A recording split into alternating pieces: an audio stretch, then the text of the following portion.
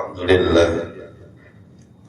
لله نستعينه ونستغفره ونعوذ بالله من شرور أنفسنا ومن سيئات أعمالنا من يهد الله فلا مضل له ومن يضلل فلا هادي له أشهد أن لا إله إلا الله وحده لا شريك له وأشهد أن سيدنا محمدا عبده ورسوله أرسله بالحق بشيرا ونظيرا من يطع الله ورسوله فقد رشد ومن يعصهما فإنه لا يضر إلا نفسه ولا يضر الله شيئا اللهم صل وسلم على سيدنا محمد وعلى آله وأصحابه أجمعين أما بعد فأوصيكم عباد الله ونفسي بتقوى الله فقد فاز من اتقى وخاب من طغى أعوذ بالله من الشيطان الرجيم بسم الله الرحمن الرحيم يا أيها الذين آمنوا اتقوا الله حق تقاته ولا تموتن إلا وأنتم مسلمون. Hadirin jamaah salat Jumat Masjid Jami' Al-Hidayah yang dirahmati Allah Subhanahu wa taala, mari di kesempatan yang terbaik ini kita sama-sama meningkatkan kualitas keimanan, kedekatan kita kepada Allah, tauhid kita kepada Allah, kepercayaan kita kepada Allah Subhanahu wa taala. Kemudian kita meningkatkan kuantitas amal soleh kita sebagai bekal kita nanti ketika kita kembali menghadap kepada Allah Subhanahu wa taala. Hadirin jamaah salat Jumat yang dimuliakan Allah. Terkadang manusia ini sering dilupakan dan dilalaikan. Maka bagaimanakah kita menjadi yang terbaik? Ibadah sudah kita lakukan, tinggal bagaimanakah menyempurnakan ibadah yang sudah kita kerjakan. Sampai hari ini kita bukan tidak ngerti tentang wudu, kita paham, kita ngerti dan sudah terbiasa terkait dengan wudu. Cuma terkadang kita jarang membaca doa di saat membasuh bagian-bagian daripada anggota wudu seperti yang diajarkan oleh baginda Nabi. Yang kedua, bahwasanya setelah wudu Nabi juga memberikan sebuah informasi. Kalau ada orang yang menqala, berdoa setelah dia wudu, asyhadu an la ilaha illallah wahdahu la syarikalah wa asyhadu anna sayyidina Muhammadan abduhu wa rasuluh, Allahumma ja'alni minat tawwabina wa ja'alni minal mutatahhirin.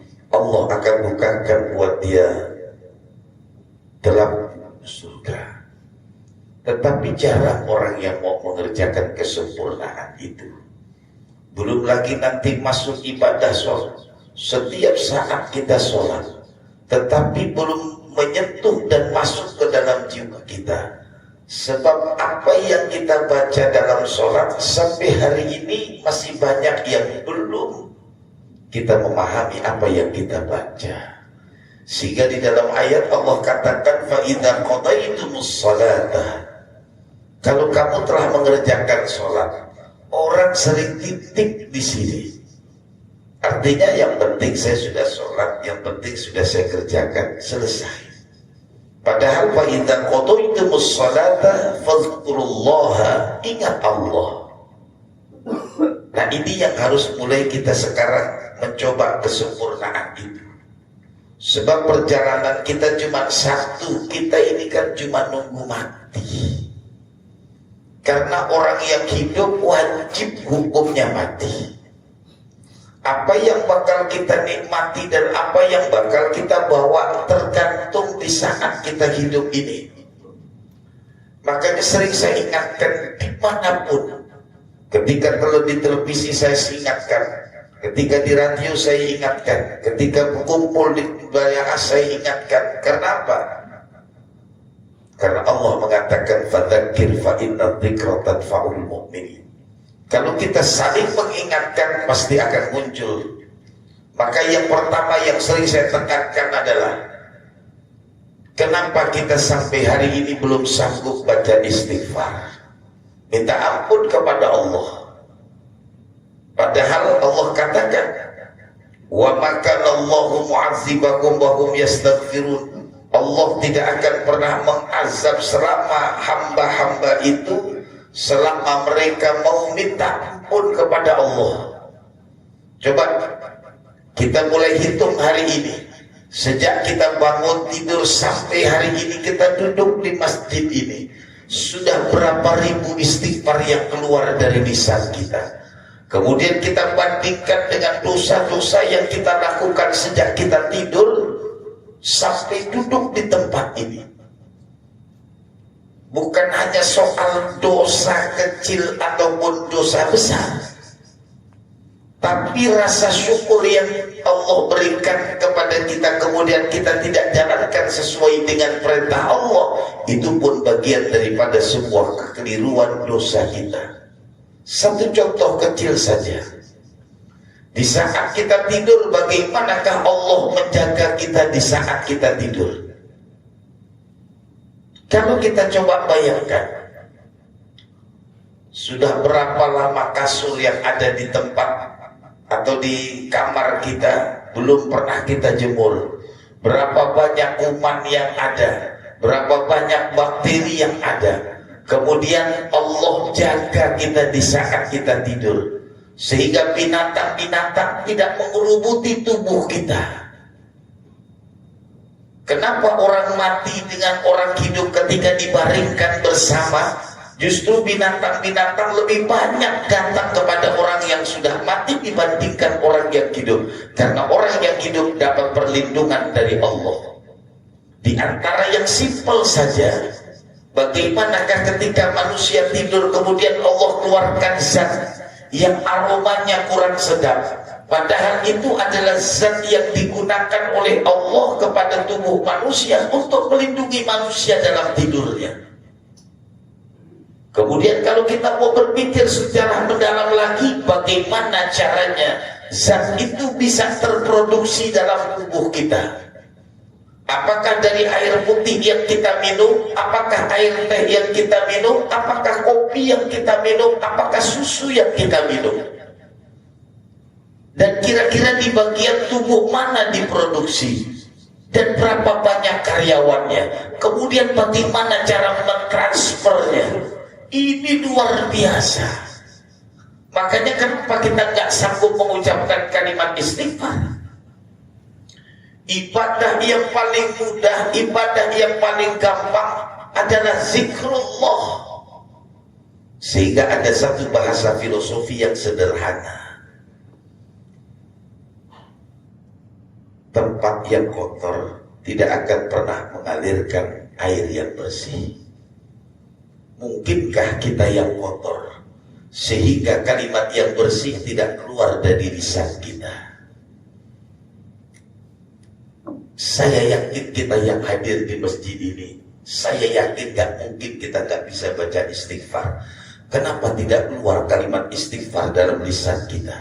Di saat kita berjalan bisa, di saat kita duduk pun bisa. Padahal ketika Allah sudah uji manusia, pasti manusia akan berkata, ya Allah, ya Allah, ya Allah. Kata Allah, di saat kau senang, kenapa kau lupakan aku? Coba kita pikirkan hari ini. Apakah kita tidak sama? Padahal satu perjalanan kita itu cuma menempuh sebuah kematian. Allah mengatakan innamal hayatud dunya la'ibun walahun. Dunia ini kan cuma la'ib, permainan, walahun dan sandiwara. Ketika permainan itu habis, selesai sudah. Ketika sandiwara episodenya berakhir, selesai sudah. Apakah kita menjadi pemain yang terbaik atau tidak tergantung bagaimana cara kita bermain. Apakah kita jadi aktor atau aktris yang terbaik, bagaimanakah kita memerankan peran yang sudah diberikan. Ini yang mulai kita pikirkan. Wa man nu'ammilhu nunaqqisu fil khalqi, dipanjangkan umurnya oleh Allah, kita merasakan banyak kekurangan. Kalau kekurangan yang sudah ada pada diri kita, ingat, itu tanda kita pasti akan cepat kembali menghadap kepada Allah. Sudahkah kita pikirkan ketika kita kembali menghadap kepada Allah apa yang kita bawa? Maka yang pertama, jangan tinggalkan istighfar, minta ampun kepada Allah. Yang kedua, perbanyak baca selawat kepada baginda Nabi Muhammad SAW. Yang pertama, ketika Rasulullah di akhir hayatnya, Rasulullah mengatakan kepada malaikat Israel, bila jika Allah berkenan, tumpahkan semua rasa sakit sakaratil maut umatku kepadamu. Yang kedua, ketika Rasulullah kumpul dengan sahabat, apa kata Rasulullah? Aku rindu saudara-saudara. Sehingga sahabat bertanya, man ikhwanuka ya Rasulullah, siapa saudara? Apakah kami bukan saudara? Apa kata Rasulullah? Antumul ashabi, kamu adalah sahabatku, tapi yang hari ini aku rindukan adalah saudara-saudara. Kemudian sahabat mengatakan, siapa saudaramu ya Rasulullah? Kata Rasulullah, saudaraku adalah liman lam yarani wa amana bi, orang yang belum pernah berjumpa dengan aku tapi dia yakin kepadaku. Itu yang aku rindukan. Artinya Rasulullah merindukan kita. Sejauh manakah kita merindukan Rasulullah? Man ahabbani kana ma'i fil jannah. Kalau dia mencintaiku, kata Rasulullah, pasti dia akan bersamaku di surga. Kenapa juga di saat kita tidak bisa berselawat kepada Nabi? Allahumma salli ala Sayyidina Muhammad wa ala ali Sayyidina Muhammad. Ada apa? Ataukah mungkin kita tidak cinta kepada Rasulullah? Padahal nanti yang akan memberikan syafaat di yaumil qiyamah adalah baginda Nabi. Kalau kita mulai berhitung, berapa sih yang mau kita bawa? Berapa banyak yang akan kita tampilkan nanti? Kita hitung aja. Pertama, sudah berapa banyakkah tanah wakaf yang kita wakafkan? Padahal dari muda kita kerja sampai hari ini, masa kita gak punya tanah wakaf?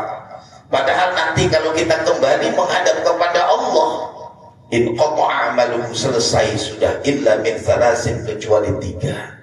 Shadaqatin jariyah, sedekah jariah kita. Rumah bisa kita bangun seindah mungkin, mobil bisa kita beli dengan semewah mungkin, kendaraan kita beli sehebat mungkin. Tapi ketika kita meninggal dunia, semua itu akan kita tinggalkan. Apa yang bakal kita bawa? Saya sering menghadapi jamaah saya yang high class, orang-orang yang bilioner, bukan hanya bilioner. Ketika di akhir hayatnya, mereka padahal memiliki tambang-tambang, di akhir hayatnya dia cuma mengatakan, kapal yang saya punya saya tinggalkan, rumah yang segini besar saya tinggalkan, tidak ada lagi. Saya titip ini untuk umat. Saya ingin ketika saya kembali menghadap kepada Allah, saya punya banyak wakaf bagaimanapun. Saya punya masjid, saya punya pondok pesantren, saya punya majlis taklim. Karena itu harapan saya. Anak-anak saya belum tentu sanggup mendoakan saya setiap saat. Tapi ketika tanah itu jadi masjid, ketika tanah itu jadi pondok-pondok pesantren, berapa banyak santri-santri yang belajar, berapa banyak orang-orang yang ruku, berapa banyak orang-orang yang sujud. Ini yang akan mengalirkan, subhanallah. Maka kesempatan yang terbaik ini, ayo jadilah yang terbaik. Yang pertama, perbanyak istighfar. Yang kedua, jangan tinggalkan sholawat. Yang ketiga, perbanyak sholat-sholat sunnah. Sudah masanya kita sekarang sholat tahajud. Sudah masanya sekarang kita sholat duha.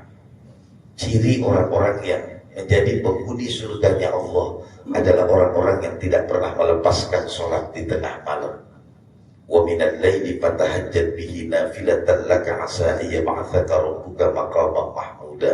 Yang paling akhir adalah perbanyak amal soleh kita. Sudah berapakah tanah wakaf kita? Sudah berapa banyakkah wakaf-wakaf Quran kita? Karena semua harta yang kita dapatkan akan diminta pertanggungjawaban di hadapan Allah Subhanahu wa taala. Mudah-mudahan kita yang hadir di tempat ini mendapatkan hidayah kepada Allah dari Allah Subhanahu wa taala, sehingga kita semakin mendekatkan diri kita kepada Allah Subhanahu wa Ta'ala, sehingga kita makin memperbanyak amal soleh kita sebagai bekal kita nanti ketika kita kembali menghadap kepada Allah Subhanahu wa Ta'ala. Inna ahsanal kalami kalamullahil malikil mannan wa biqawlihi yahtadil muhtadun. A'udzu billahi minasyaitonir rajim. Bismillahirrahmanirrahim. Wal asri innal insana lafi khusr illa alladhina amanu wa 'amilus solihati wa tawassaw bil haqqi wa tawassaw bis sabr. Barakallahu li wa lakum fil Qur'anil 'azim wa nafa'ani wa iyyakum bima fihi minal ayati waz zikril hakim wa taqabbala minni wa minkum tilawatahu innahu huwas samiul 'alim.